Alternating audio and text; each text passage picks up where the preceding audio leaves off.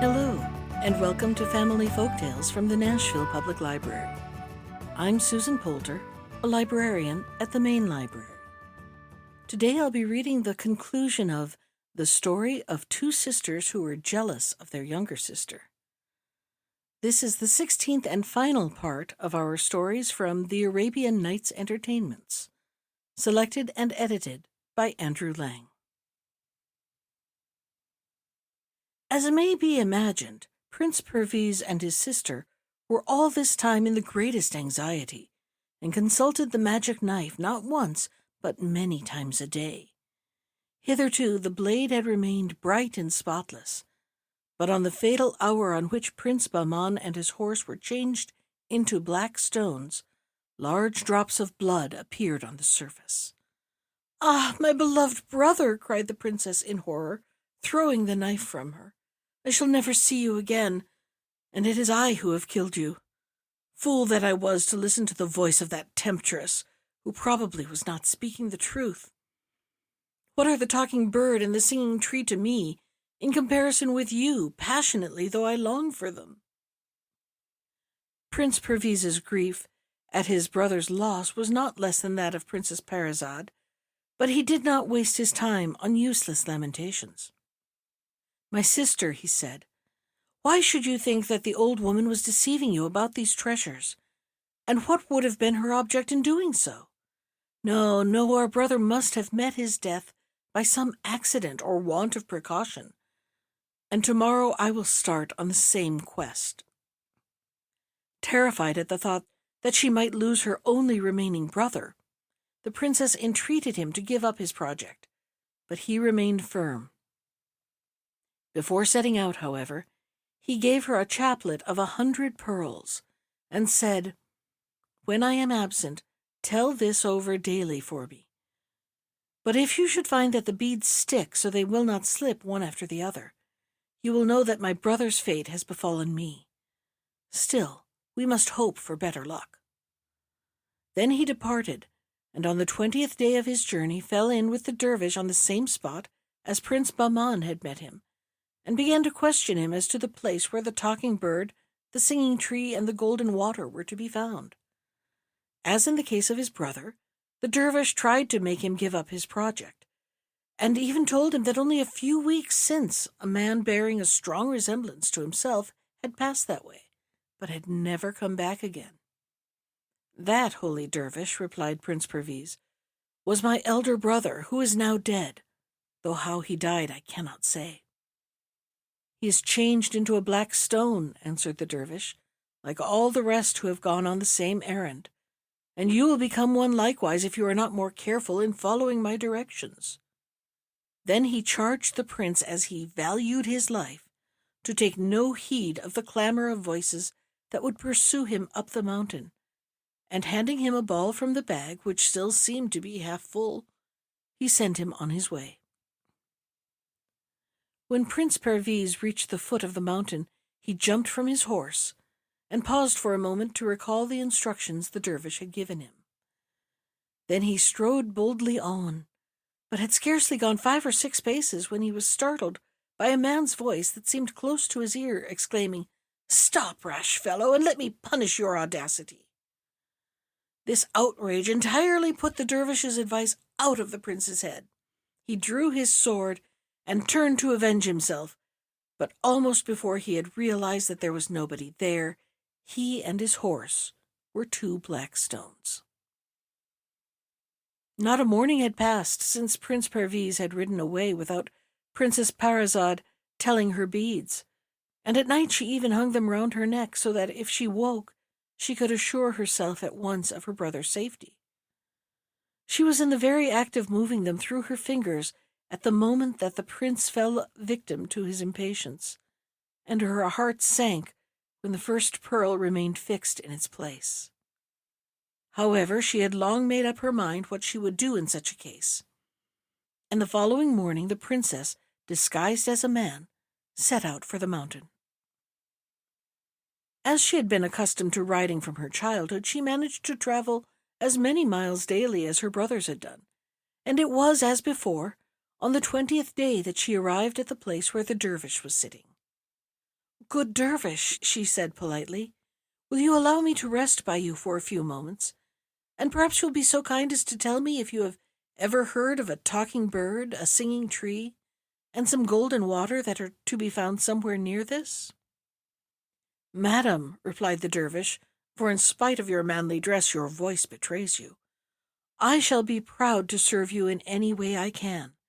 But may I ask the purpose of your question?"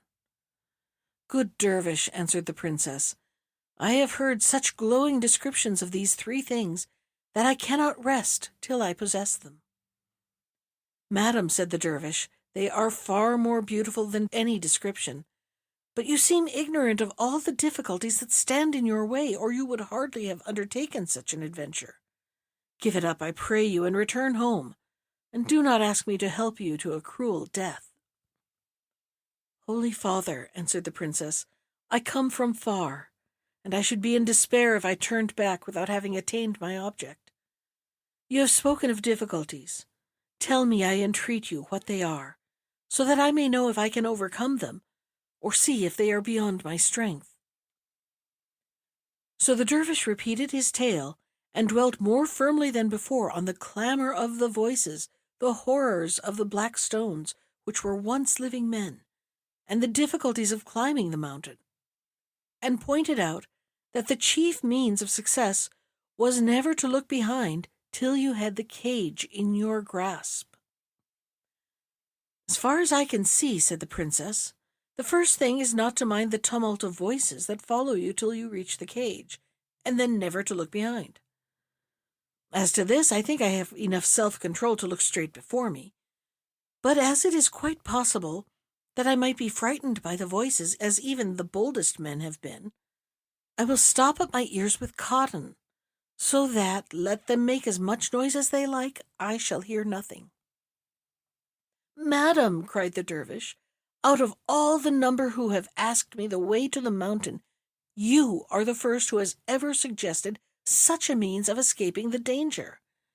It is possible that you may succeed, but all the same the risk is great." "Good dervish," answered the princess, "I feel in my heart that I shall succeed, and it only remains for me to ask you the way I am to go." Then the dervish said that it was useless to say more, and he gave her the ball, which she flung before her. The first thing the princess did on arriving at the mountain was to stop her ears with cotton, and then, making up her mind which was the best way to go, she began her ascent. In spite of the cotton, some echoes of the voices reached her ears, but not so as to trouble her. Indeed, though they grew louder and more insulting the higher she climbed, the princess only laughed and said to herself that she certainly would not let a few rough words stand between her and the goal. At last she perceived in the distance the cage and the bird, whose voice joined itself in tones of thunder to those of the rest. "Return! Return! Never dare to come near me!"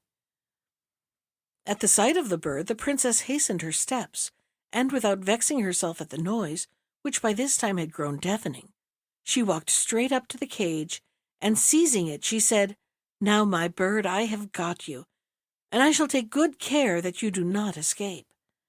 As she spoke, she took the cotton from her ears, for it was needed no longer. "Brave lady," answered the bird, "do not blame me for having joined my voice to those who did their best to preserve my freedom. Although confined in a cage, I was content with my lot. But if I must become a slave, I could not wish for a nobler mistress than one who has shown so much constancy.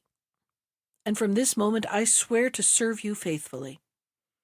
Some day you will put me to the proof, for I know who you are better than you do yourself. Meanwhile, tell me what I can do, and I will obey you."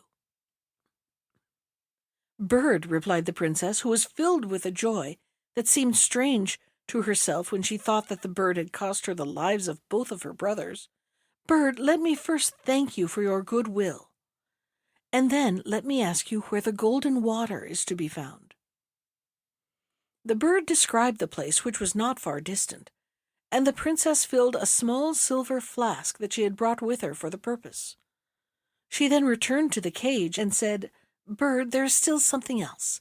Where shall I find the singing tree?" "Behind you, in that wood," replied the bird, and the princess wandered through the wood till a sound of the sweetest voices told her she had found what she sought. But the tree was tall and strong, and it was hopeless to think of uprooting it. "You need not do that," said the bird, when she had returned to ask counsel. "Break off a twig and plant it in your garden, and it will take root and grow into a magnificent tree."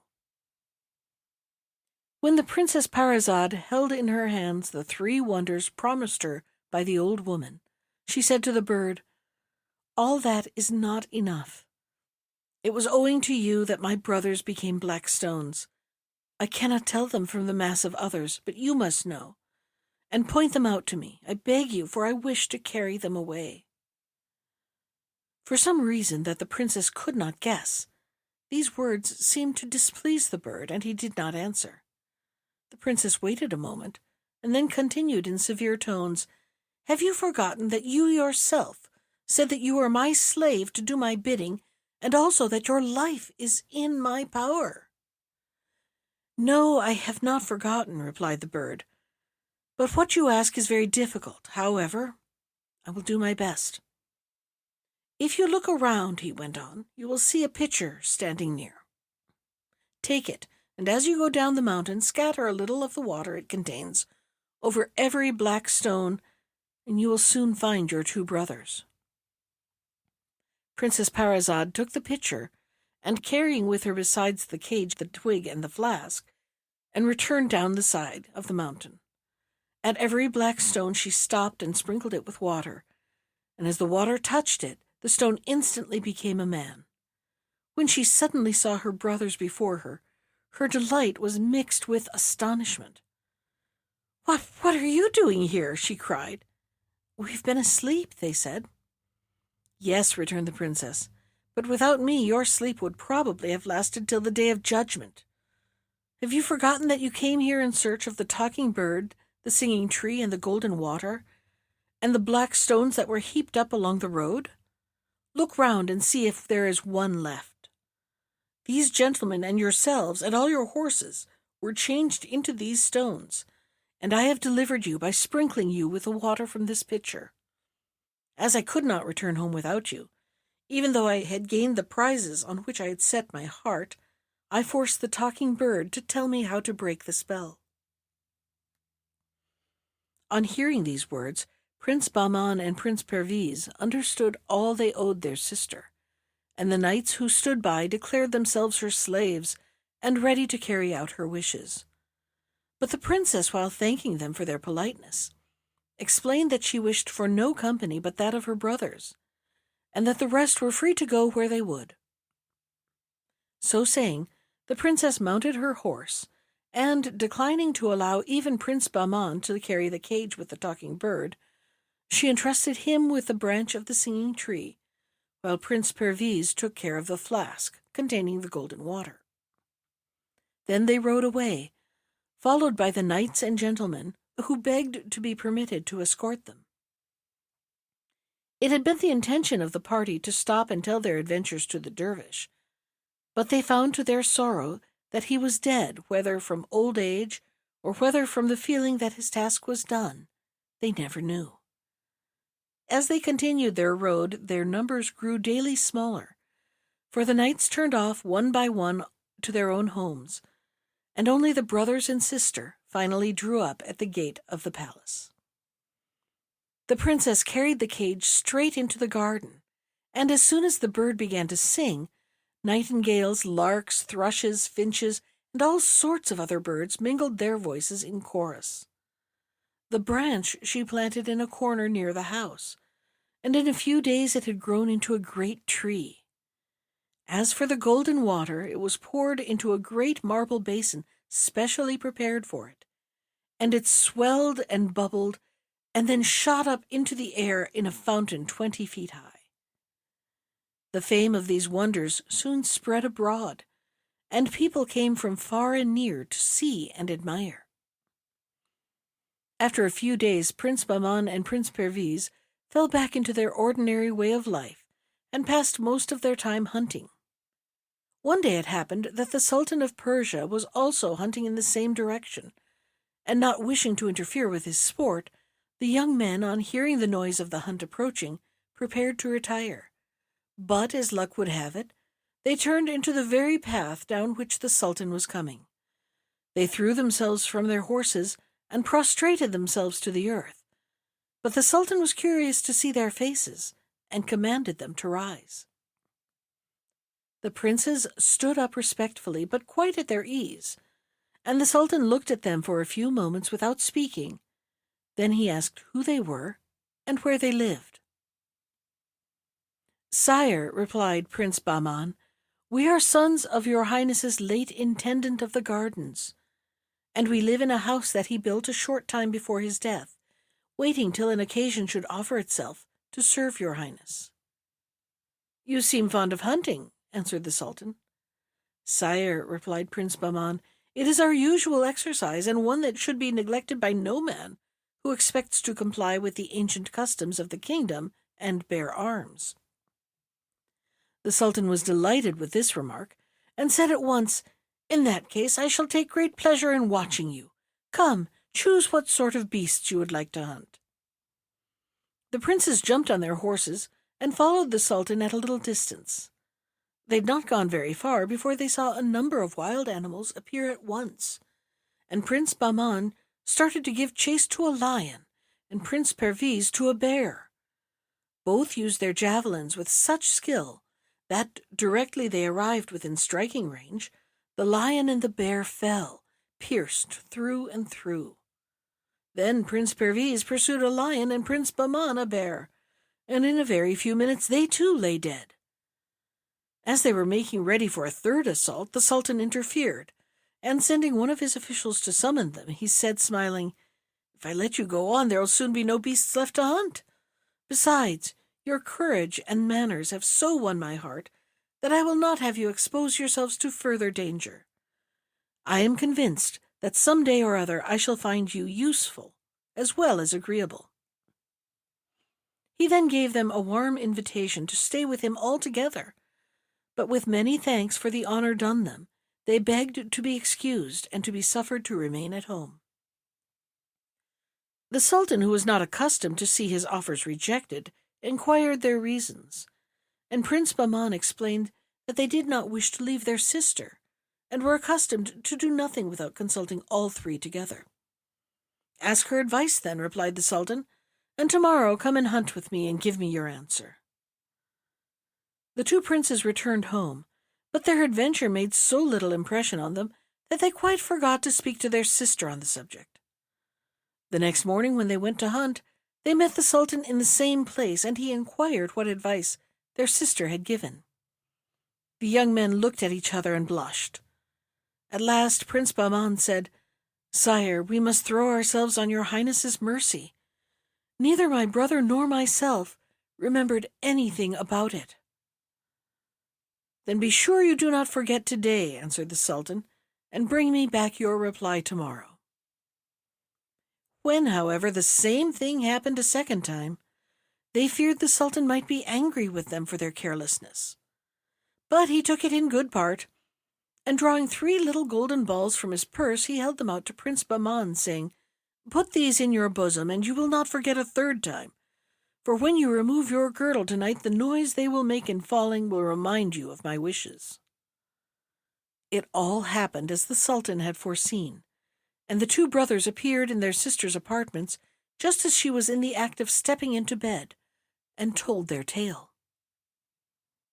The Princess Parizade was much disturbed at the news, and did not conceal her feelings. "Your meeting with the Sultan is very honorable to you," she said, "and will, I dare say, be of service to you. But it places me in a very awkward position. It is on my account, I know, that you have resisted the Sultan's wishes, and I am very grateful to you for it. But kings do not like to have their offers refused, and in time he would bear a grudge against you, which would render me very unhappy. Consult the talking bird, who is wise and far-seeing, and let me hear what he says."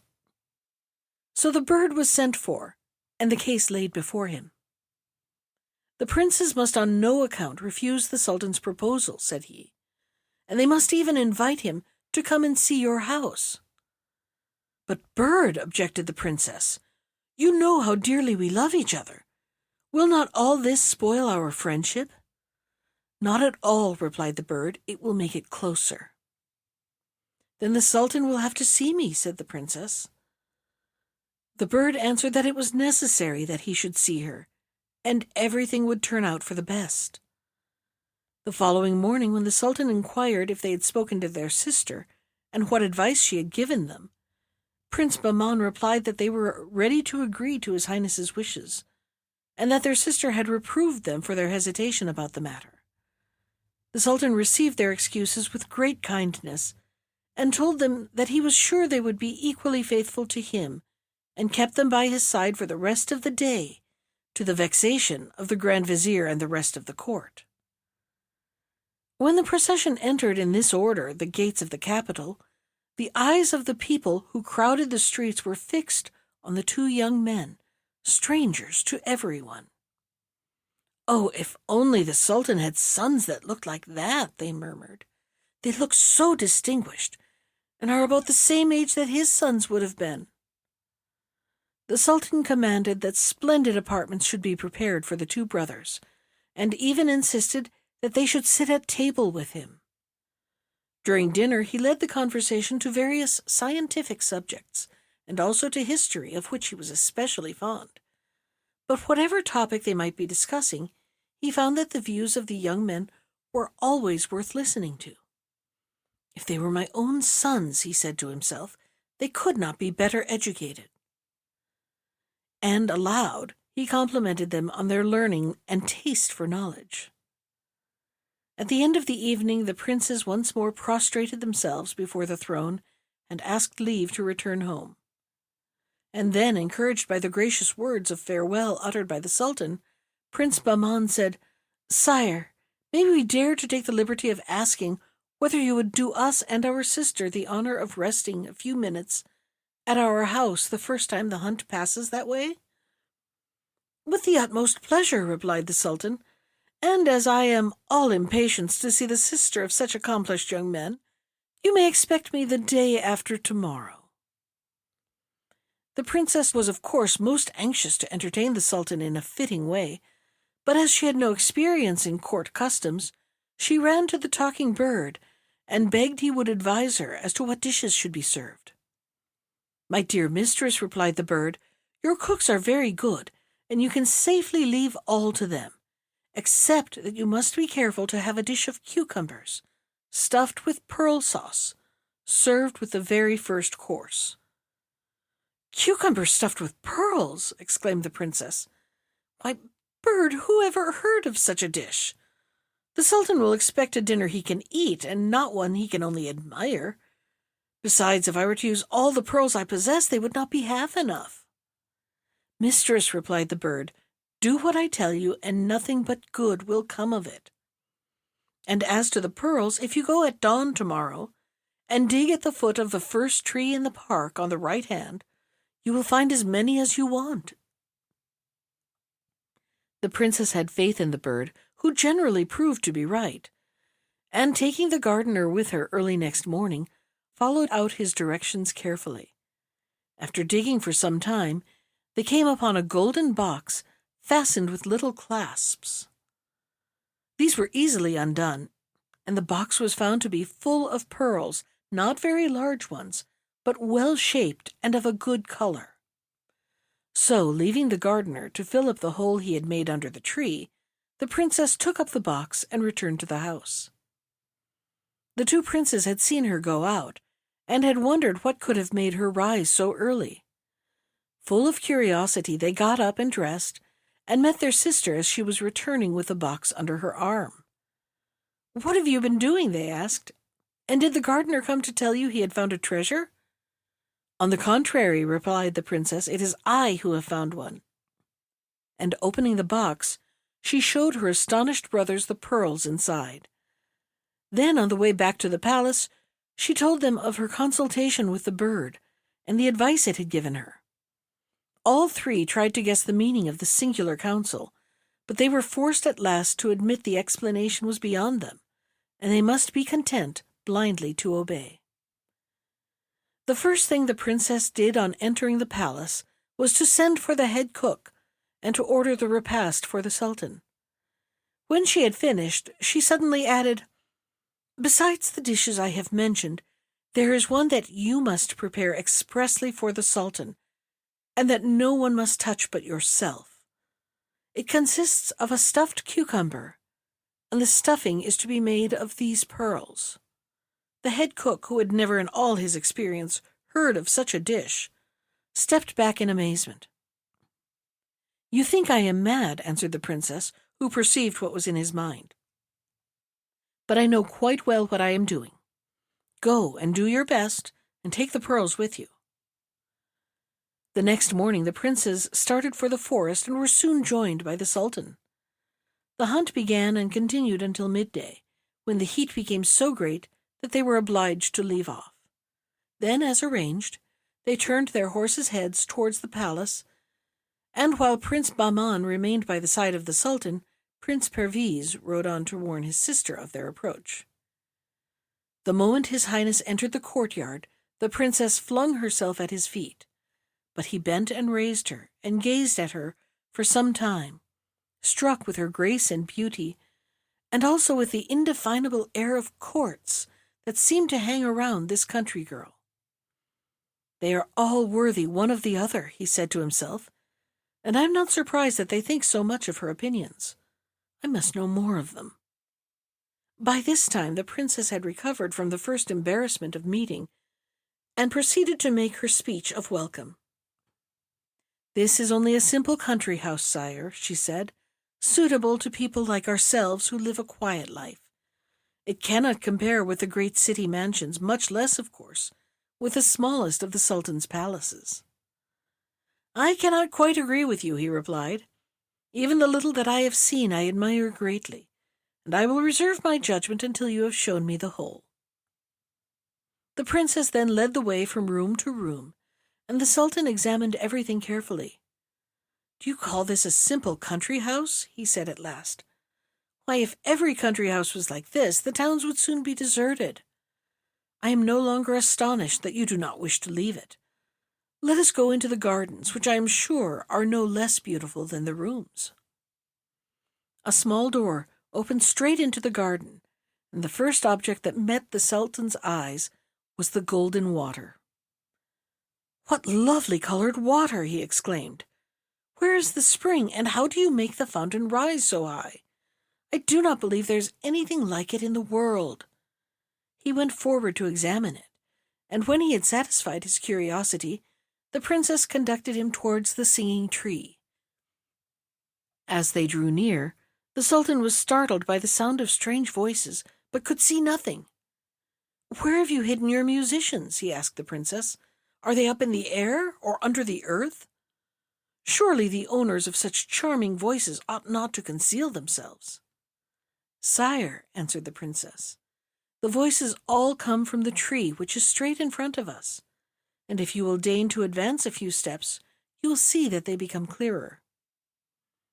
The Sultan did as he was told, and was so wrapped in delight at what he heard that he stood some time in silence. "Tell me, madam, I pray you," he said at last, "how this marvelous tree came into your garden. It must have been brought from a great distance, or else, fond as I am of all curiosities, I could not have missed hearing of it. What is its name?" "The only name it has, sire," replied she, "is the singing tree, and it is not a native of this country. Its history is mixed up with those of the golden water and the talking bird, which you have not yet seen. If your highness wishes, I will tell you the whole story when you have recovered from your fatigue." "Indeed, madam," returned he, "you show me so many wonders that it is impossible to feel any fatigue. Let us go once more and look at the golden water, and I am dying to see the talking bird." The Sultan could hardly tear himself away from the golden water, which puzzled him more and more. "You say," he observed to the princess, "that this water does not come from any spring, neither is it brought by pipes. All I understand is that neither it nor the singing tree is a native of this country." "It is as you say, sire," answered the princess, "and if you examine the basin you will see that it is all in one piece. Therefore the water could not have been brought through it. What is more astonishing is that I only emptied a small flaskful into the basin, and it increased to the quantity you now see." "Well, I will look at it no more today," said the Sultan. "Take me to the talking bird." On approaching the house, the Sultan noticed a vast quantity of birds, whose voices filled the air, and he inquired why they were so much more numerous here than in any other part of the garden. "Sire," answered the princess, "do you see that cage hanging in one of the windows of the saloon? That is the talking bird, whose voice you can hear above them all, even above that of the nightingale. And the birds crowd to this spot to add their songs to his." The Sultan stepped through the window, but the bird took no notice, continuing his song as before. "My slave," said the princess, "this is the Sultan. Make him a pretty speech." The bird stopped singing at once, and all the other birds stopped too. "The Sultan is welcome," he said. "I wish him long life and all prosperity." "I thank you, good bird," answered the Sultan, seating himself before the repast, which was spread at a table near the window. "And I am enchanted to see in you the Sultan and King of the birds." The Sultan, noticing that his favorite dish of cucumber was placed before him, proceeded to help himself to it, and was amazed to find that the stuffing was of pearls. "A novelty indeed," cried he, "but I do not understand the reason of it. One cannot eat pearls." "Sire," replied the bird, before either the princes or the princess could speak, "surely your highness cannot be so surprised at beholding a cucumber stuffed with pearls, when you believed without any difficulty that the sultana had presented you, instead of children, with a dog, a cat, and a log of wood."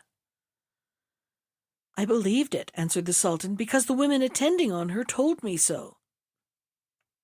"The women, sire," said the bird, "were the sisters of the sultana, who were devoured with jealousy at the honor you had done her, and in order to revenge themselves invented this story. Have them examined, and they will confess their crime. These are your children, who were saved from death by the intendant of your gardens, and brought up by him as if they were his own." Like a flash, the truth came to the mind of the Sultan. "Bird," he cried, "my heart tells me that what you say is true. My children," he added, "let me embrace you, and embrace each other, not only as brothers and sister, but as having in you the blood royal of Persia, which could flow in no nobler veins."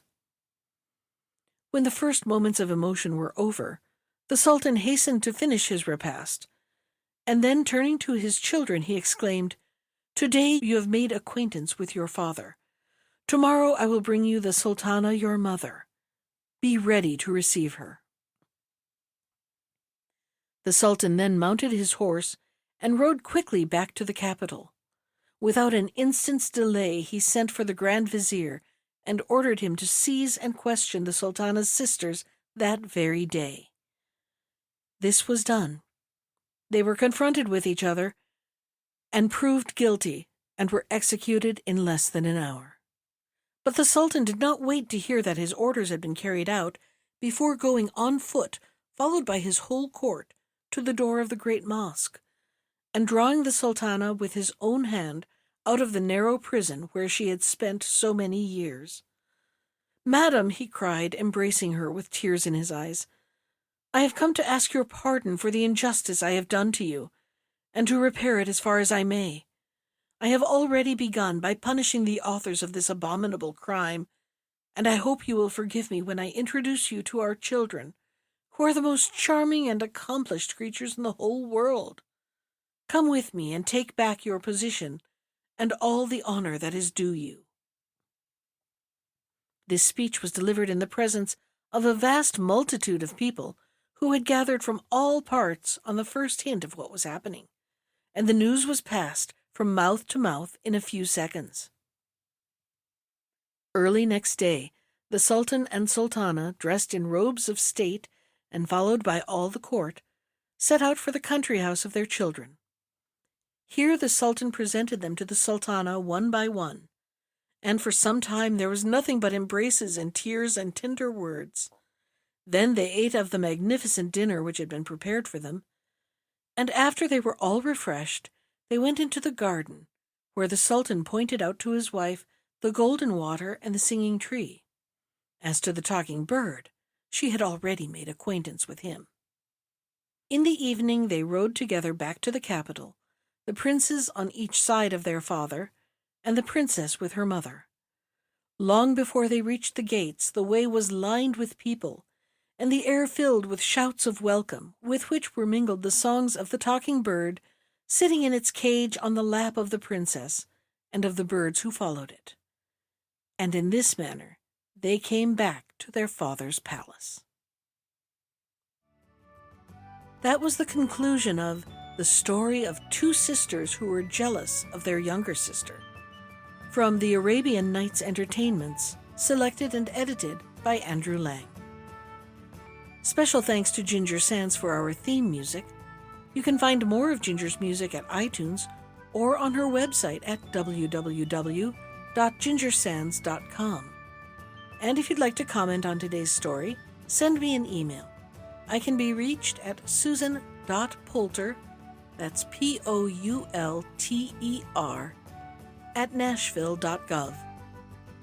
Thanks for listening.